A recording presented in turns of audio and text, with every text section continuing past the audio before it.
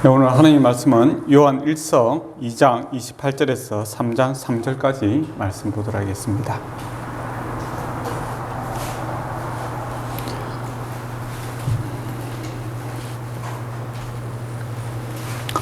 자녀들아 이제 그의 안에 거하라. 이는 주께서 나타내신 바 되며 그가 강림하실 때에 우리로 담대함을 얻어 그 앞에서 부끄럽지 않게 하려 함이라. 우리가 그가 의로우신 줄을 알면 의를 행하는 자마다 그에게서 난 줄을 알리라. 보라, 아버지께서 어떠한 사랑을 우리에게 베푸사 하나님의 자녀라 일컬음을 받게 하셨는가. 우리가 그러하도다. 그러므로 세상이 우리를 알지 못함은 그를 알지 못함이라.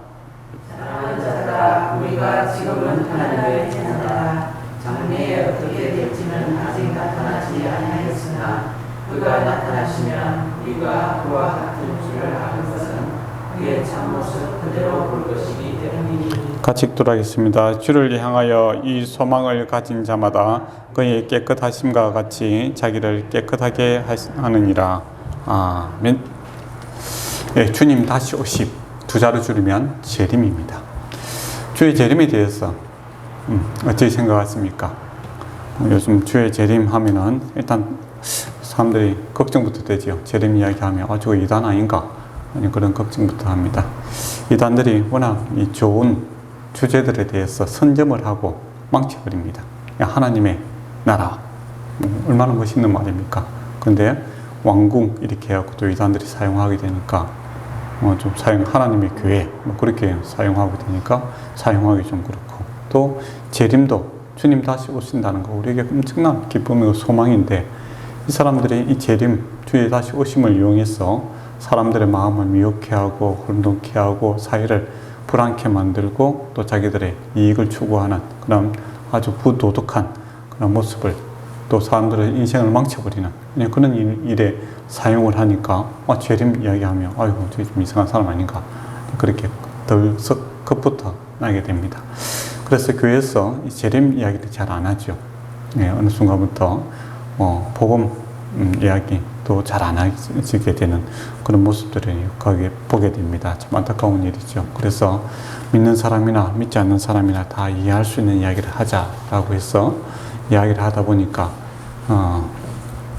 설교들이 윤리도덕화되어 가는 그런 안타까움이 있습니다. 근데 기독교가 윤리도덕적이지 않다라는 말이 아니라 기독교는 그보다 더 핵심적인 가치가 있습니다. 하나님에 대한 진정한 복음, 그리고 하나님이 우리를 구원하심과 구원받은 백성으로 살아가심, 그리고 이 땅이 모든 것이 아니라 우리가 영원한 소망을 갖고 있는 사람이다라는 것이죠. 그래서 주의 하심이 이제 마지막 종결 지점이 이제 재림이죠. 주님 오심. 그리고 중요한 주제입니다. 그리고 정말 우리가 이제 바라보고 소망해야 되는 그런 중요한 것인데, 이 마귀적 세력이죠. 이는 사탄의 세력이 참 이 하나님이 주신 복음을 훼손하는 일에 앞장을 서고 있고, 우리는 그것을 방어하는 일에 너무 소극적이다 싶은 생각이 듭니다. 그래서 오늘 이제 요한 1서 이제 순서대로 우리가 설교를 하고 있는데, 오늘 본 중요한 주제가 이제 주님 오심, 즉 재림에 대한 것입니다. 이제 재림에 대한 반응은 이제 크게 세 가지로 이렇게 볼 수 있을 것 같아요. 첫째는 조롱하는 사람들이 있죠. 두 번째는 공포심을 가지고 있는 사람이 있습니다. 또 세 번째 분류는 이제 위안, 안도감을 이제 느끼는 사람이 있다라는 것이죠. 여러분은 이 세 가지 분류 중에서 어떤 느낌이 옵니까? 주님 다시 오심 하니까 걱정스럽습니까? 안 그러면 빨리 왔으면 좋겠다 그런 생각이 듭니까? 안 그러면 지난날 사람들, 우리 주변에 있는 사람들이 아유 재림 그건 말도 안 되는 소리다 라고 조롱거리로 생각되는 경우가 있습니까? 첫 번째 이제 보면 조롱에 대한 이야기가 나오는데, 이거는 지금뿐만 아니라 사실은 베드로 사도가 사역할 때부터 그 말들이 있었습니다. 베드로 후서 3장 3절에서 4절에 보면, 말세에 조롱하는 자들이 와서 자기의 정욕을 따라 행하며 조롱하여 이르되 주께서 강림하신다는 약속이 어디 있느냐 라고 이렇게 이야기할 것이다 라고 이야기를 합니다. 마지막 때에 네, 지금 이제 순수상 마지막 때다. 지금 말씀드렸죠. 주님이 오시고, 십자가 지시고, 부활하시고, 승천하시고, 성령이 오시고, 그 다음에 마지막 남은 것은 주님 오신, 그 순수상 이제 우리가 마지막 때를 이제 살고 있는데, 이때에 주님이 다시 오실 것이다. 라고 했을 때, 어떤 사람들은 조롱하게 될 것이다. 언제 주님 오시는가? 어떻게 오는가? 하늘에서 뭐 내려오는가? 뭐 하늘에서 구름 타고 오시는가? 구름 위에 한번 올라가 봐라. 푹 빠지고 말지. 그렇게 하면서 안 온다. 그런 건 이야기에 불과하다. 라고 하면서 자기의 정욕대로, 자기의 욕심대로 이제 살아가는, 자기의 죄를 짓는 것에 있어서 끊지 못하고, 이렇게 살다가 죽으면 끝이지. 뭐 천국이 어디 있고, 나중에 심판이 어디 있는가? 오늘 좋고, 내 마음대로, 내 욕심대로 살다가 난 죽을 것이다. 너는 지금 쏟고 있다. 그렇게 이야기하는 사람들이 있더라라는 겁니다. 사도들이 사역할 때부터 있었고, 사실은 예수님 사역하실 때도 사도개인들 같은 경우에는 이 내세 세계를 인정하지 않습니다. 제사장 무리들이 천사도 없고, 마귀도 없고, 부활도 없다. 그렇게 생각하는 사람들이 있었다라는 것이죠. 지금도 더욱더 이제 그런 사람들이 많습니다. 주님 재림, 이런 거는 마음이 약한 사람들을 붙들어서 도덕주의적으로 이렇게 살게 해서 그 사람들을 지배하기 위한 하나의 방편이다. 그렇게 이야기하는 사람들이 있죠. 그러면서 우리는 이제 그러니까 그렇게 이야기하는 사람들은 우리는 깨어있는 사람이고 또 지식이 충만한 사람이기 때문에 우리는 지배자이기 때문에 내 마음대로 내 욕심대로 살겠다. 그렇게 하며 주님 다시 오심에 대해서 또 신앙을 갖고 있는 사람들에 대해서 마음이 약한 자다. 또 어리석은 자다. 라고 이렇게 조롱하며 자기 욕심을 따라 살아가는 사람들이 지금도 있습니다. 이렇게 이제 반응한 사람이 있고, 두 번째 이제 분류는 이제 불안해하고 염려하는 사람들이 있죠. 이거는 교회 다닌다는 사람들이 중에 그렇고, 특히 이제 이단에 빠져 있는 사람들은 이 재림에 대해서 상당히 두려워합니다.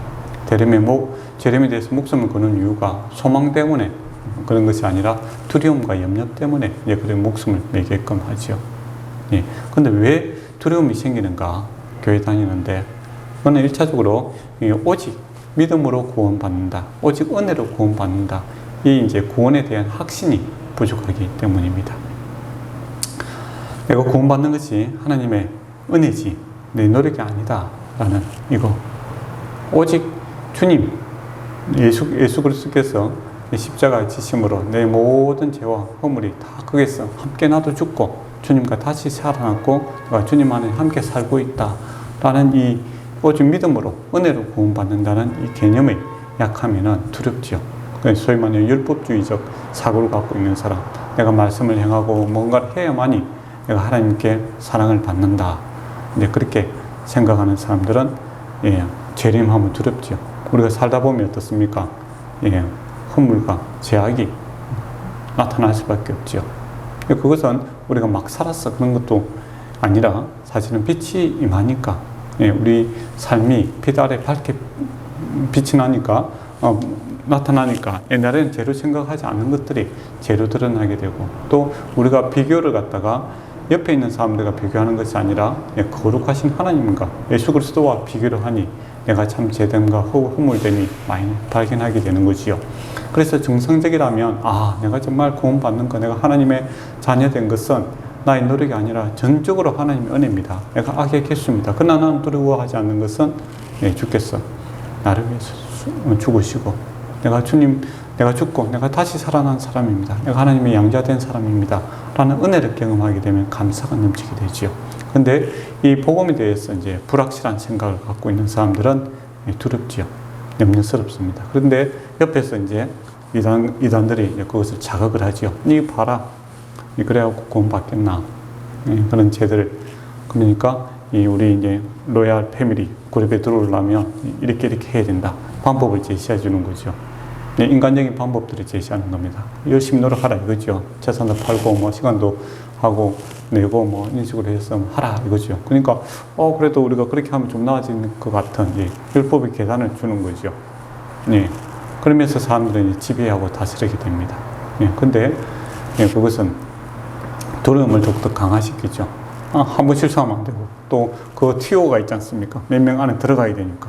예, 사람들과 계속 나의 동료가 아니고, 나의 가족과 나의 형제가 아니고, 나의 지체가 아니라 나의 십자들을, 같은 이제 하나님의 백성들을 나의 그 경쟁자로 생각하니까, 예, 더욱더 불안해지는, 또 염려되는, 예, 그런 모습들이 나타나게 되는 겁니다. 두려움을 이용하고 있는 자들이 있죠. 그 두려움은, 예, 오직 믿음으로 구원받는다. 이 복음을 이제 다시 바르게 이해하면서부터 시작되어야 됩니다.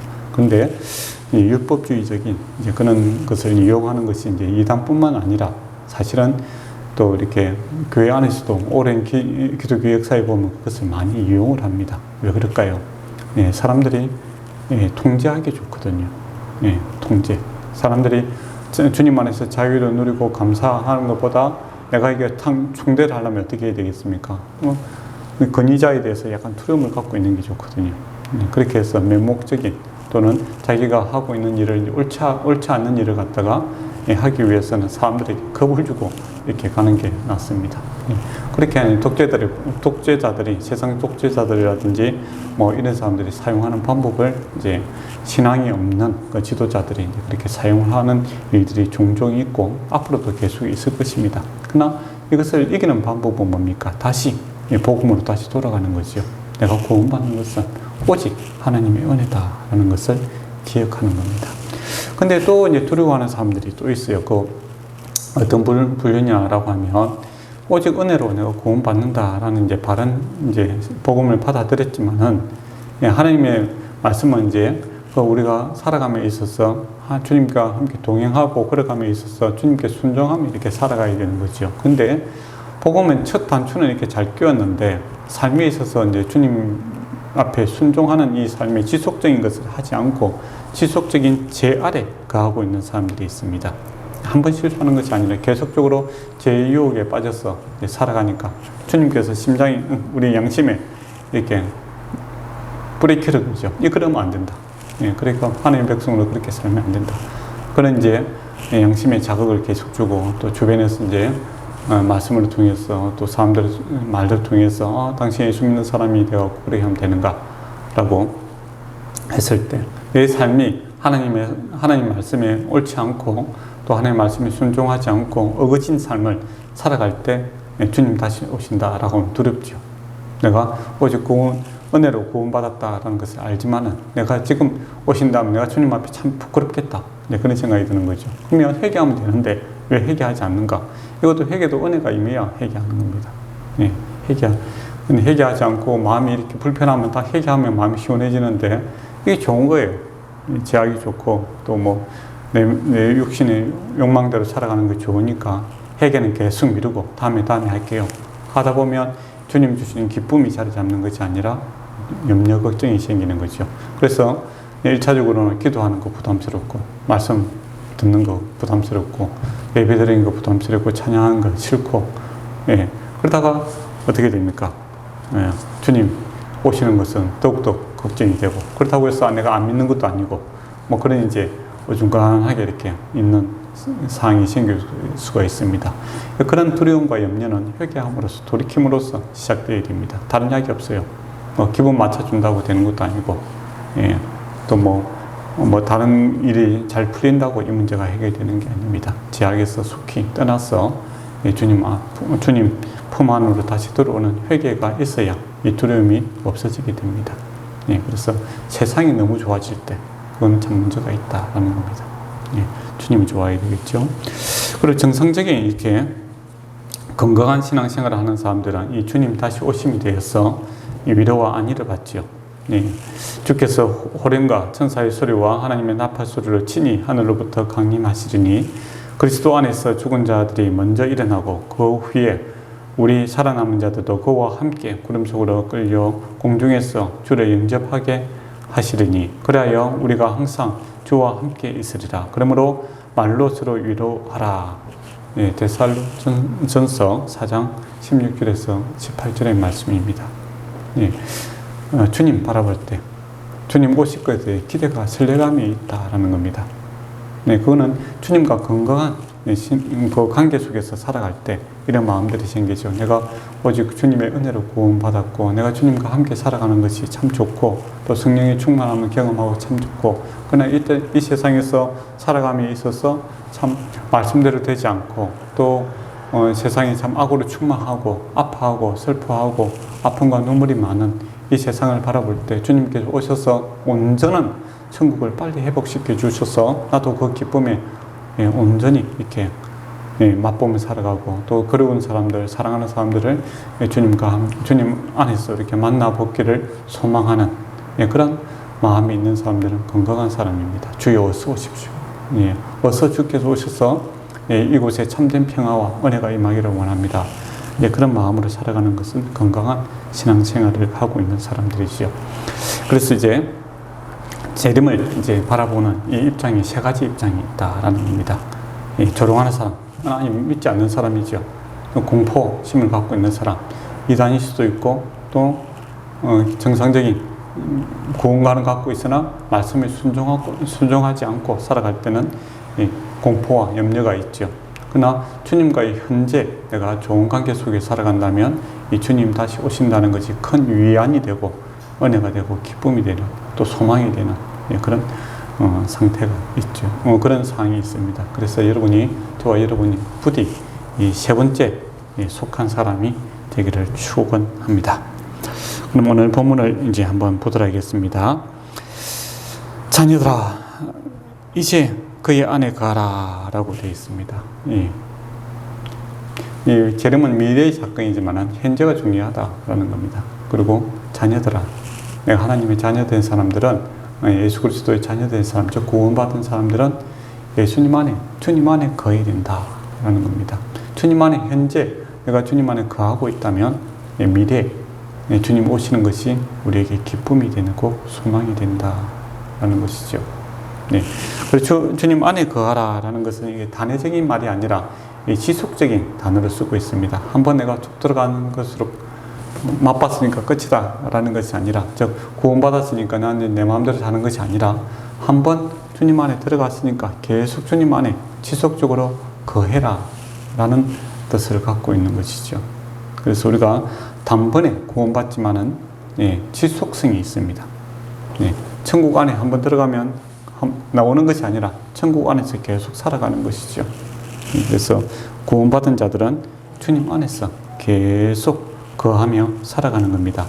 그러면 주님 안에 거한다라는 것이 무슨 말인가? 좀 더 이게 구체적으로 이야기하면 우리는 빛 가운데 행한다라고 이야기할 수 있겠지요. 요한이 계속 이야기하는 것은 우리에게 빛이 임한다라고 이야기합니다. 주님의 빛이 우리 안에 임하고 내가 빛 가운데 빛의 인도하심을 받는다라는 것이죠. 주님께서 우리 안에 들어오시면 어둠이 물러가게 하려면 어둠을 이길 수 있는 것은 무엇입니까? 빛이죠. 빛이 우리에게 임한다라는 겁니다. 주님의 진리, 주님을 알게 되는 것, 빛이 임하면 알게 되는 거 아닙니까? 알게 되고 환해지는 것이죠. 그래서 주님의 빛이 우리 안에 임하게 될 때 내가 참 죄인이구나, 내 힘으로서는 천국에 이르지 못하구나 라는 것을 알게 되고, 또 빛이 임하게 되면 나를 구원하신 이 예수 그리스도가 참 하나님이시요 참 인간이시며 우리의 구원자 되신다, 또 하나님 되신다, 나의 아버지 되신다, 목자 되신다는 것은 점점 알아가게 되는 그런 일들이 생기게 됩니다. 그리고 주님의 인품에 대해서 알게 되죠. 그래서 주님을 따르고자 하는 그런 마음들이 생기게 됩니다. 이것이 주님 안에 가는 것이죠. 그래서 이거는 한 번 들어와서 다 이렇게 확 바뀌어지는 게 아니다라는 겁니다. 이런 상황은 그렇죠. 그렇지만 실존적으로는 우리가 방문을 계속 이렇게 늘어나야 됩니다. 내가 내 삶의 주도권을 내가 잡고 있는 것들을 내려놔야 되고, 내가 세상의 기쁨을 누리고 살아갔던 것들을 이제는 주님의 기쁨으로 채우고자 함으로써 날마다 내가 죽는, 어떻게 보면 날마다 내 마음의 문들을 열어놓고, 또 아직까지 비밀스러운 것들을 열어놓고 주님께서 그곳에서도 왕이 되어 주시옵고 이것도 나를 치유하여 주십시오라는 이런 날마다 내가 죽고 주님이 살아나고자 하는 그런 믿음의 고백들이 빛이 임하게 될 때 일어나는 거지요. 그래서 문 밖에 서서 두드리는 그 예수님의 그 모습, 요한계시록에 나오는 그 말씀은 믿지 않는 자들에게 하는 것이 아니라 믿는 자에게 하신 말씀입니다. 우리가 믿는데 문고리를 딱 안에 붙들고 이 주님이 이거는 건들지 마이소. 네, 그렇게 되는 경우가 있죠. 그러면서 이제 어둡고 추한 느낌을 알면서도, 예, 주님 앞에 놓으면 문제가 해결되는 걸 알면서도, 그래도 싫은 거죠. 익숙하니까. 익숙하니까.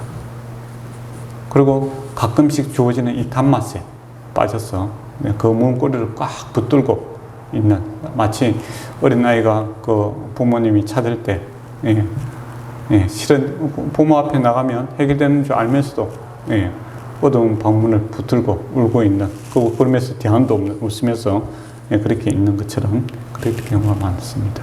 이게 계속적인 그런 모습들이 있죠. 그래서 날마다 죽고 날마다 예수 그리스도가 살아나는 이 구원의 역사가, 이 십자가의 부활의 능력이 우리 날마다 이렇게 일어날 때 우리가 주님 안에 거한다라는 의미가 더욱더 분명해지겠죠. 그리고 이제 다른 말로 하면 하나님의 말씀을 이제 새기는 것이죠. 네, 기독교인들은 말씀을 듣는 자들입니다. 말씀을 듣는 자들이죠. 그러니까 다른 종교들은 자기의 정신이라든지 자기의 마음 수양, 그러니까 자기의 소리를 듣고 많이 관심을 가집니다. 네. 왜냐하면 자기가 주인공이기 때문이죠. 내가 어떤가, 이게 중요한데, 기독교는 듣는 자들입니다. 하나님의 말씀을 듣는 것이죠. 내가 중요한 게 아닙니다. 내 상태가 중요한 게 아니라 하나님 말씀이 중요한 것이죠. 그래서 내가 어떤 한편에 있든지 하나님 말씀이 임하면, 우리가 하나님 말씀대로 되면 이 회복과 또 하나님의 역사가 일어나는, 참된 기쁨이 일어나는 일들이 생깁니다. 그래서 내 안의 소리를 듣는 것이 아니라 기독교는 하늘의 소리를 듣는 자들이죠. 그래서 하나님 예수 믿는다라고 하면서 말씀을 멀리하고 살아가는 거, 그거 아닙니다. 하나님 예수님을 믿는다라는 것은 분명한 하나님의 말씀이 있습니다. 말씀을 통해서 우리의 생각과 우리의 마음과 우리의 세계관과 이런 것들이 깨어지고 주님의 세계관과 주님의 마음이 우리에게 자리 잡는 그런 역사들이 일어나야 되겠죠. 그래서 말씀을 가까이 여깁니다. 그래서 하루에 말씀을 구체적으로 읽으시고, 또 요새 한 구절 이렇게 말씀들이 있잖아요. 그런 것도 읽으시고, 그렇게 해서 밥 먹을 때 하루 3번 아닙니까? 그리고 습관적으로 가게에 또 집을 나서기 전에 이렇게 한 번씩 읽고 묵상하고, 그랬으면 좋겠어요. 그러니까 내 생각을 묵상하는 것, 이 염려 걱정으로 빠질 확률이 많습니다. 여러분이 하루 종일 자기 생각, 자기 마음에 이렇게 환경에 이렇게 묵상하고 살아가지 않습니까? 그것들이 기쁨이 됩니까? 염려 걱정으로 변할 경우가 많지요. 그러지 마시고 하나님의 말씀을 묵상하고, 들어오면 나아가며 주의 말씀을 붙들고 살아갈 때 세상 염려가 아니라 주님의 말씀이 역사하시는 그 소망과 믿음 가운데 살아갈 수 있는 겁니다. 그게 주님 안에 거하는 것이죠. 그리고 신앙의 기본 진리에 집중하는 겁니다. 우리가 복음이라는 것, 그 다음에 구원, 은혜, 하나님의 재림, 여기도 오늘 같은 재림이라든지 기본적인 이 가치관들에 대해서 그 의미를 또 하나님에 대해서 묵상하고, 그러나요, 하나님이 주신 진리를 갖다가 좀 체계적으로 이렇게 생각할 수 있는 그런 것들이 그 주님 안에 거하는 것이죠. 그래서 주님께서 우리에게 주신 진리들을 붙들고 일어나는 그런 일들이 있어요. 진리가 너희를 자유케 하리라, 그 말씀이 있습니다. 네 마음대로 생각하세요. 그게 진리가, 그게 자유를 주는 것이 아니라 네 마음대로 해라. 그게 자유가 아닙니다. 그는 방종으로 흐릴 수도 있고 그 결과에 대해서 책임을 못 지게 됩니다. 그러나 진리, 참된 진리가 어떻게 보면 구속 아닌가 하지만은 그 테두리 안에서 주어지는 주님의 기쁨이 있습니다. 그래서 주님의 진리들에 대해서, 말씀에 대해서 우리가 묵상함으로써 우리 안에 집중함으로써 주님 안에 거함으로써 주님께서 책임져 주시는 것들을 누렸으면 좋겠습니다. 그리고 이제 그리스도 안에 거하라, 진리 안에 주님 안에 거하다라는 것은 거짓 교사라든지 이단들의 속임수에서 이제 피하는 그런 것이기도 하지요. 그리고 이단들하고 길게 이야기할 필요가 없습니다. 저도 이단들이 올라올 때가 있어요. 요즘에는 참 웃기더라고요. 이야기한다고 도움이 전혀 안 됩니다. 괜히 마음만 상하고, 우리가 전도 대상자들이 아니잖아요. 이미 주님을 배반한 자들이고 또 주님을 거역한 자들입니다. 우리가 믿지 않는 자들에게 전도하는 거지 대적하는 자들을 설득시키는 건 아니거든요. 네. 그래서 속임수에 피해야 됩니다. 그리고 또 이제 없는 이야기도 만들어내기 때문에 특히 조심해야 되고요. 예. 그리고 그리스도를 본받는 삶을 살아간다는 이제 그런 뜻이죠. 우리가 듣기만 하는 자가 아니라 예, 손으로 발로 행하는 자가 되어야 됩니다. 그것이 말씀을 바로 이해하는 것이죠. 그래서 제사장이 이제 오른쪽 길볼과 그리고 오른쪽 엄지와 오른쪽 검지 그 발가락 그 엄지에다가 피를 바르지 않습니까? 네, 그것처럼 우리 기독교인들은 하나님의 말씀을 듣는 데 힘써야 되고 또 손으로 발로 행하는 데 힘써야 됩니다. 그래야 주님 안에 온전히 거한다라는 것이 이해가 되는 것이죠. 그러니까 이론으로 끝나는 것이 아니라 우리가 손발로 이렇게 행할 때 주의 말씀이 무슨 뜻인지를 더욱더 분명하게 알게 되고 또 주님의 말씀대로 행하게 될 때 주님의 그 기쁨이 우리 안에 자리 잡는 것을 경험하게 될 것입니다. 그래서 이제 요즘에는 이제 아는 거는 많은 시대죠. 워낙 정보가 많으니까 유튜브 여러분이 보시면 온갖 좋은 목사님들의 설교가 차고 넘칩니다. 강의도 교수님들의 강의도 차고 넘치고 정보를 알고자 하면은 뭐 정보의 홍수 시대에 있는 세상이지요. 그러나 그것만으로 예, 주님을 알 수가 없다라는 겁니다. 사랑하라 라는 것, 사랑에 대해서 논문을 100편 읽는다고 사랑이 되는 것이 아니라 사랑하라 라고 했을 때 예, 사랑을 하게 될 때, 손과 발이 움직이게 될 때 주님의 예, 사랑이 무엇인지를 우리가 알게 된다라는 겁니다. 그래서 주님 안에 거한다라는 것은 궁극적으로 주님과 함께 동행함으로써 주님의 말씀에 순종하는 그 자리까지 나아가는 것이 예, 주님 안에 거하는 것이죠. 그렇게 되면 어떻게 됩니까? 주님과 친밀한 관계 속에 이렇게 살아가게 됩니다. 예, 우리가 뭐 주님 안에 거하는 이유가 뭐겠습니까? 친밀해지기 위해서죠. 친해지기 위해서다라는 겁니다. 물론 이제 사람들은 이제 같이 거하고 있으면 싸우는 사람도 있지만은 예, 그거는 이제 바른 동거함이 아니죠. 예. 바른 동거함이라는 것은 친하기 때문에 좋아서 헤어지기 싫어서 같이 있고자 하는 겁니다. 우리가 뭐 연애할 때 그렇잖아요. 결혼하는 이유가 뭡니까? 예, 헤어지는 것이 아쉬워서 같이 계속 살고자 하는 것이 결혼이죠. 예, 그런 것 같은 겁니다. 예, 주님과 우리가 함께 거하는 것, 이거 주님과 잠시라도 이제 떨어지기 싫어서 그렇죠. 주님 입장에서 그런 겁니다. 잠시라도 떨어지기 싫어서 우리 안에 계시고 우리가 그분 안에 있는 온전한 연합을 주님께서 원하시는 것이죠. 그는 사랑을 기반으로 하고 있고 친밀함을 기반으로 하고 있고 솔직함을 기반으로 하고 있지 않습니까? 예, 그래서 주님 안에 거한다라는 것은 주님과 친하게 지내는 겁니다. 허물이 없는 사이죠. 예, 사람들 관계에서는 뭐 조금 뭐 감춰야 될 게 있죠. 예, 우리가 다 감당이 안 되는 그런 부분이 있습니다. 그렇지만 주님 앞에 예, 주님께서 십자가 못 박혔을 때 벌거벗은 채로 예, 모든 수치를 당하고 돌아가셨잖아요. 그 말은 저와 여러분이 당해야 될 수치와 부끄러움 다 주님께서 감당하시겠다라는 거 아닙니까? 그렇다면 주님 앞에 내놓지 못할 것이 없다라는 겁니다. 십자가 위에서 호루라기 하나 없이 벌거벗은 모습으로 수치와 부끄러움 가운데 돌아가시지 않습니까? 예, 그거는 주님이 그런 부끄러운 분이 아니라 우리가 사실 이렇게 부끄러운 사람인데 주께서 너희 부끄러운 수치함 내가 다 받고 예, 감당하겠다라는 거 아닙니까? 그렇다면 주님과 친해지기 위해서는 우리가 있는 모습 그대로 주님 앞에 나아가야 됩니다. 사람 앞에 이야기하는 또 하면 안 되잖아요. 뭐 괜히면 말만 퍼지고 소문만 나고 그래고 여러분이 점점 나이가 들수록 말하는 것을 내 이야기하는 걸 싫어하는 이유가 뭐겠습니까? 뭐 친하고 뭐 그런 줄 알아가고 이야기했더만은 나중에 도움이 전혀 안 되더라.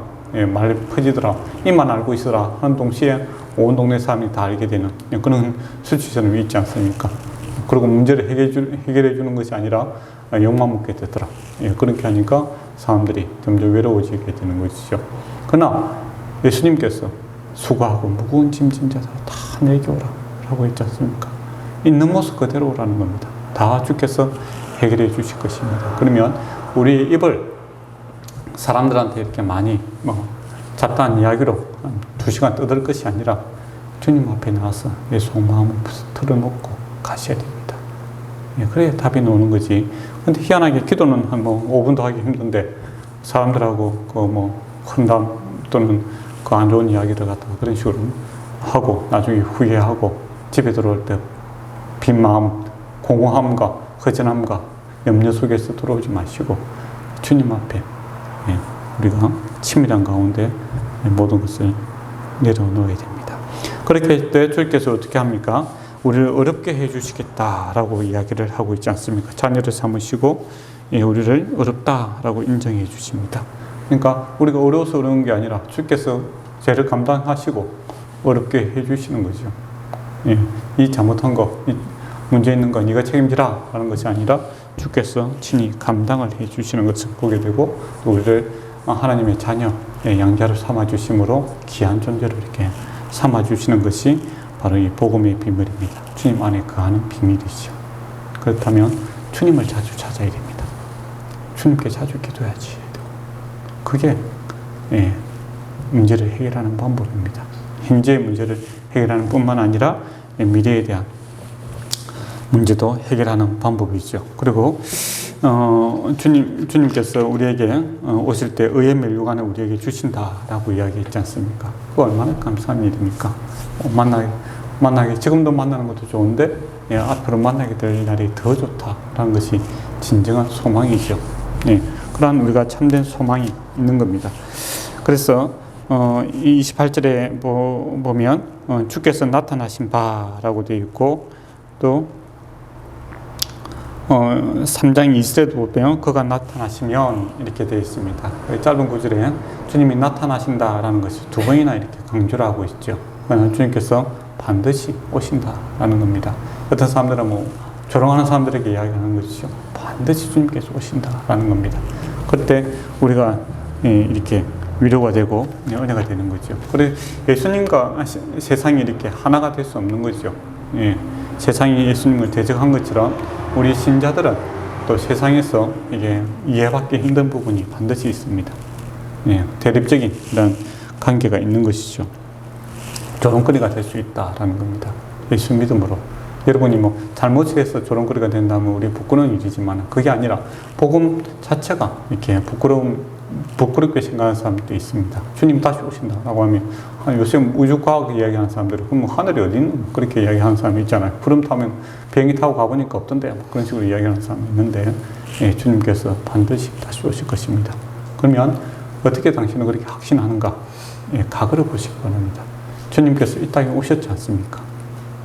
AD, BC 이게 예수 그리스도가 오신 그것을 중심으로 해서 주님 오시기 전 BC 주님의 주의 날 도미닉 해갖고 AD 이렇게 세기를 딱 나누고 있습니다. 예수님께서는 반드시 오셨습니다.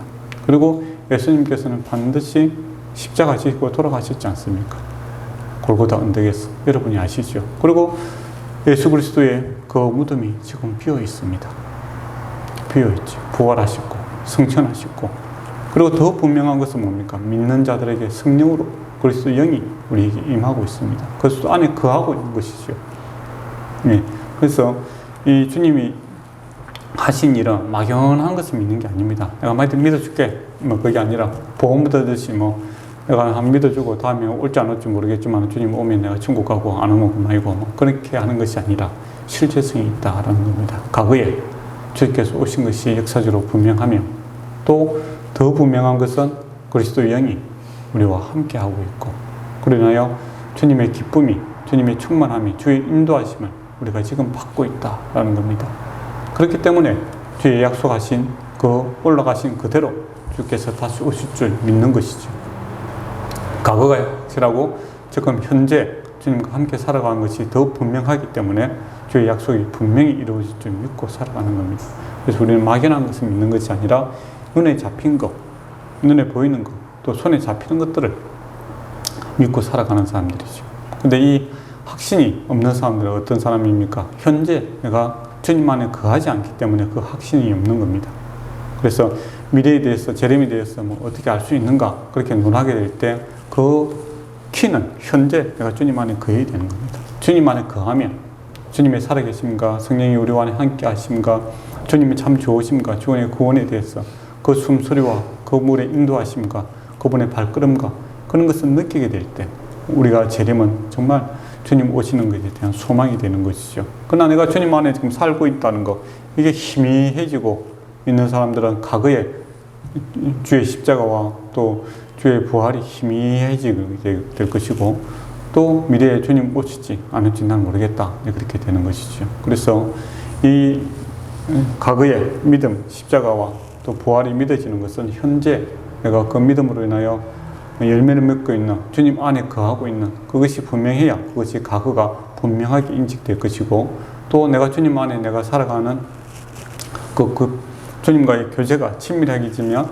미래에 주님이 언제 오실지 관계없고 내가 주님 앞에 빨리 가기를 원하며 또 주님께서 빨리 오시기를 원하는 그 재림에 대한 확신이 분명해지고, 또 현재 삶에 있어서 어떤 결정을 하게 됩니까? 내가 참 거룩하게 살아야 되겠다.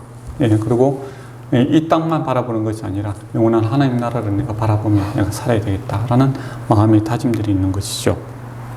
그래서 3절에 보면 3장 1절에 보면 보라 라고 해서, 보라 아버지께서 어떠한 사랑을 우리에게 베풀사라고 하나님의 자녀를 일컬음을 받게 하셨는가 라고 되어 있죠. 보라 확신을 주고 있는 겁니다. 감탄을 하고 있는 것이죠. 보라.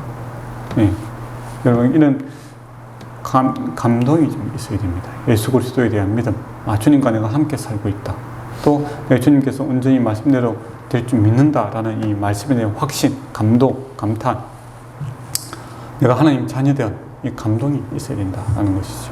근데 이 사람들이 이제 신앙생활 처음 할 때는 그런 이제 주님을 만난 감동 때문에 있다가 나중에 20년, 30년 이렇게 신앙이 지나면 나중에 흐리무덩해지는 경우가 많습니다. 그러나 이게 다 그런가? 그건 아닙니다.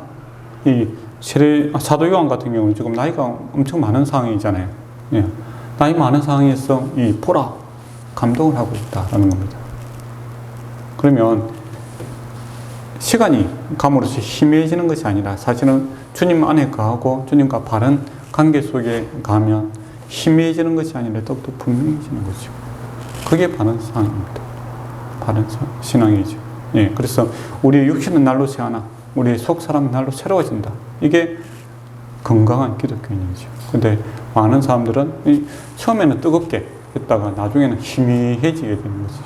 희미해지게. 어떤 목사님은 보면 어떤 목사 교수님은 그렇게 천국 갈 수 있을런가 모르겠다. 그런 이야기를 하시는 분이 계세요. 그리고 어떤 때는 또 주님 천국에 있나 그렇게 이야기하시는 분이 있더라고요. 한때 젊었을 때는 엄청난 부흥사였기도 하고 또 엄청난 많은 사람들이 이렇게 인도했던 사람이 돌아가시길 가까이 오니까 그런 엉뚱한 소리를 하더라 하는 것이죠. 그거는 현재 내가 주님 안에 거하지 않으면 그렇게 되는 겁니다. 그거는 직분하고 상관없어요. 직분을 가지고 밥벌이 수단으로 말씀을 전할 수는 있는 거죠. 힘있게 연극 배우들 얼마나 잘하십니까? 그러나 죽음 앞에 섰을 때 그거는 밥벌이 수단이 아니잖아요. 정말 진심인 겁니다. 그거는 무엇이 지배하는가? 밥그릇이 지배하는 것이 아니라 주님 안에 거하고 있는 이 친밀함이 미래에 대한 확신으로 다가오게 되는 겁니다. 그래서 저와 여러분이 이미 신앙생활을 오래 한 사람들입니다. 그래서 주님 안에 거함으로써 세상의 조롱거리에 대해서 담대하게 맞설 수 있게 되기를 원하고, 또 막연한 두려움이 아니라 공포감이 아니라 정말 주님 오시면 참 좋겠다. 그리고 지금 주님과 교제하는 것도 참 좋다. 라는 이 아름다운 고백 가운데 살아가기를 축원합니다. 그래서 감동, 감탄이 우리 안에서 차고 넘치기 원합니다. 사도 요한도 그렇고 바울도 그렇고 이 믿음의 사도들이 항상 이 복음만 생각하면 감탄을 하지 않습니까? 그래서 이 복음이 여러분을 감동하기 원하며 또 우리가 복음에 사로잡혀 살아가기를 축원합니다. 주님 안에 거하시기 소망합니다. 기도하도록 하겠습니다. 아버지 하나님, 우리가 주님 안에 거하게 하여 주시옵고 주님과 함께 살아가는 복들을 허락하여 주시옵소서. 참으로 주님께서 우리를 구원하신 목적이 주님과 친밀한 가운데 살아가는 것임을 잊지 않게 하여 주시옵소서. 우리 안에 살아계시고 역사하신 그 주님을 분명하게 만남으로써 과거에 주께서 십자가 지신 그 효력이 우리에게 나타나게 하시고 부활의 능력이 나타나게 하시고 또 주님 다시 오실 것들에 대한 소망 가운데서 살아가게 하여 주심으로 이 세상의 것들을 소망으로 삼고 살아가는 것이 아니라 영원한 하나님 나라를 바라보며 살아갈 수 있는 참된 소망이 우리 안에 자리 잡게 하여 주시옵소서. 예수님 이름으로 기도드리옵나이다. 아멘.